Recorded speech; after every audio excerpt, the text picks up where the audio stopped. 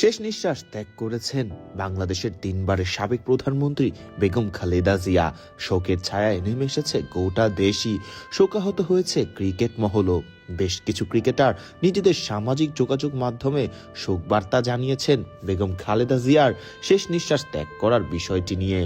সাকিব, তামিম, মাশরাফি সহ জাতীয় দলে খেলা বেশ কিছু ক্রিকেটার জানিয়েছেন নিজেদের শোক বার্তা। মঙ্গলবার 30 ডিসেম্বর ভোর 6টায় বেগম খালেদা জিয়া নিজের জীবনের শেষ নিঃশ্বাস ত্যাগ করেন রাজধানীর এভার কেয়ার হাসপাতালে। বেগম খালেদা জিয়া বাংলাদেশের প্রথম এবং মুসলিম বিশ্বের দ্বিতীয় নারী প্রধানমন্ত্রী ছিলেন। তার প্রাণ হারানোর ঘটনার পর গোটা দেশেই নেমে এসেছে শোকের ছায়া। বেগম খালেদা জিয়ার প্রাণ হারানোর ঘটনার পর নিজেদের সামাজিক যোগাযোগ মাধ্যমে শোক বার্তা জানিয়েছেন ক্রিকেটারেরা। বাংলাদেশ ক্রিকেটের পোস্টার বয় বনে যাওয়া সাকিব আল হাসান নিজের ফেসবুকে লেখেন, বাংলাদেশের সাবেক প্রধানমন্ত্রী ও বিএনপি চেয়ারপারসন বেগম খালেদা জিয়া আজ সকাল 6টায় ইন্তেকাল করেছেন। ইন্না লিল্লাহি ওয়া ইন্না ইলাইহি রাজিউন। এই শোকের মুহূর্তে তার পরিবার ও স্বজনদের প্রতি আমার গভীর সমবেদনা। তিনি দীর্ঘ রাজনৈতিক জীবনে দেশের জন্য গুরুত্বপূর্ণ কাজ ও অবদান রেখেছেন। আল্লাহ তাআলা তার রুহের মাগফিরাত দান করুন। সকলের কাছে তার জন্য দোয়া প্রার্থনা করছি।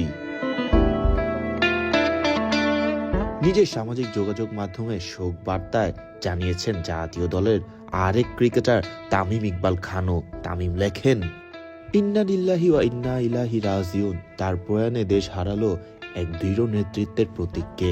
মহান আল্লাহ তার রুহের মাগফিরাত দান করুন ও জান্নাতুল ফেরদৌস নসিব করুন। বাদ যাননি বাংলাদেশ ক্রিকেটের সাবেক অধিনায়ক মাশরাফি বিন মুর্তজাও। ম্যাচ নিজের ফেসবুকে লেখেন, সাবেক প্রধানমন্ত্রী ও বিএনপি চেয়ারপারসন বেগম খালেদা জিয়ার মৃত্যুতে শোক জানাচ্ছি। কঠিন এই সময় তার শোক সনপ্ত পরিবার, তার স্বজন ও শুভাকাঙ্ক্ষীর সবার প্রতি জানাচ্ছি গভীর সমবেদনা। রাজনীতির পথ চলায় দীর্ঘ লড়াইয়ে তার অবদান দেশের মানুষ মনে রাখবে। তার বিদেহী আত্মার মাগফিরাত কামনা করছি। নিশ্চয়ই আল্লাহ উত্তম প্রতিদান দেবেন।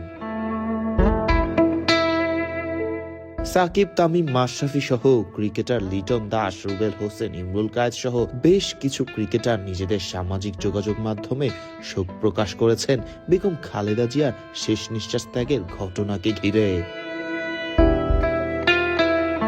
ফরদিন রহমান সকাল, বিডি ক্রিক টাইম।